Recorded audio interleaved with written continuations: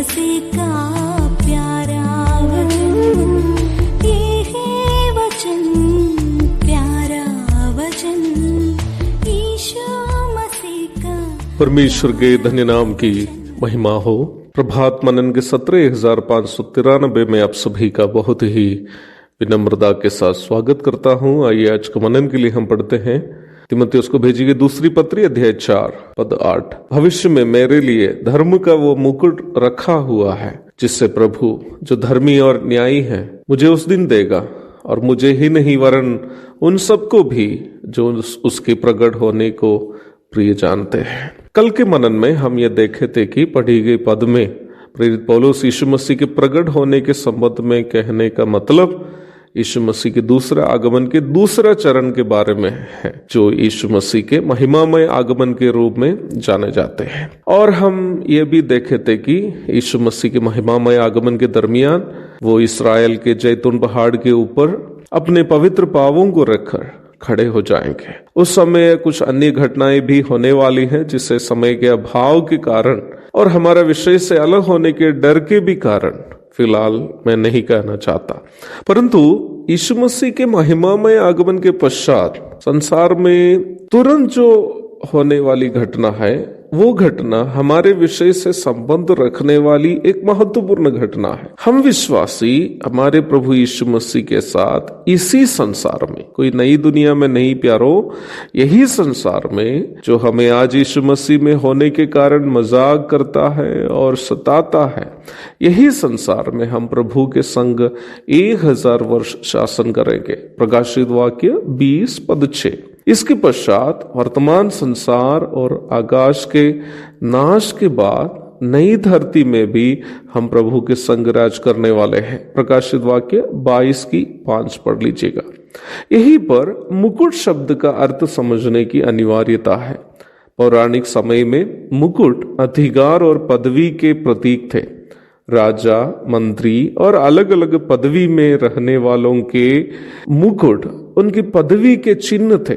सबका मुकुट एक प्रकार के नहीं होते थे। पदवी की गरिमा के अनुसार मुकुट का भी रूप में परिवर्तन होता था। विश्वासियों के लिए वचन में वायदा किया गया अलग अलग मुकुटों के बारे में जब पढ़ते हैं तो हमें ये मालूम होना चाहिए कि ये सब विश्वासियों के लिए रखे गए उन पदवियों को सूचित करता है जो प्रभु के संग 1000 वर्षीय शासन में और तत्पश्चात नई धरती और नया आकाश में राज करते समय हमें मिलने वाली है।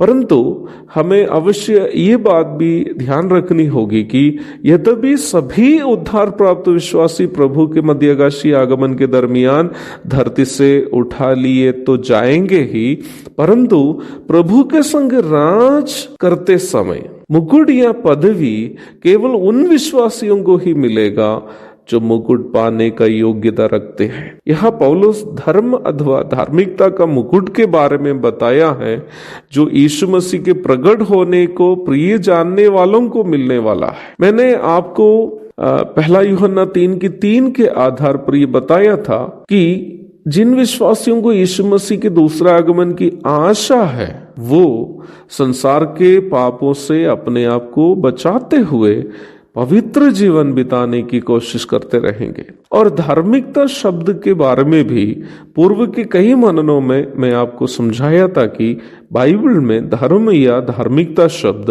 परमेश्वर के नैतिक स्वभावों की परिपूर्णता अथवा परमेश्वर की पवित्रता को दर्शाता है। अब आप इन दोनों बातों को मिलाकर समझने की कोशिश कीजिए, आपको ये समझ में आएगा कि कैसा विश्वासी को धार्मिकता का मुकुट मिलने वाला है। जब से प्रभु में आया तब से यीशु मसीह के पवित्रता की परिपूर्णता अथवा यीशु मसीह की धार्मिकता पाने के लिए अपने शरीर को मारता, कूटता और वश में करने की कोशिश करने वाला एक व्यक्ति था प्रेरित पौलुस। पहला कुरिन्थी 9 की 27, फिलिपी अध्याय 3 पद 7 और 8। पौलुस क्यों इस प्रकार अपने शरीर को पाप से बचा कर रखने की कोशिश करते थे? पहला कुरिन्थी 9 की 26 में वो कहता है कि वह लक्ष्यहीन होकर मुक्कों से लड़ने वाला नहीं था। उनका कोई लक्ष्य था, अपने शरीर को पवित्र रखने का उनकी कोशिश का एक उद्देश्य था। प्रारंभ में पढ़ी गई पद में वही लक्ष्य के बारे में ही वो बताया है। यीशु मसीह के प्रकट होने को प्रिय जानने वाले सभी मसीही विश्वासियों के संग धर्म का मुकुट को पहनकर प्रभु के संग राज करें, यही उनका उद्देश्य था, यही उनका लक्ष्य था। इसलिए उन्होंने इस संसार में रहते समय अपने आप को पाप से बचा के रखने की कोशिश करते रहा।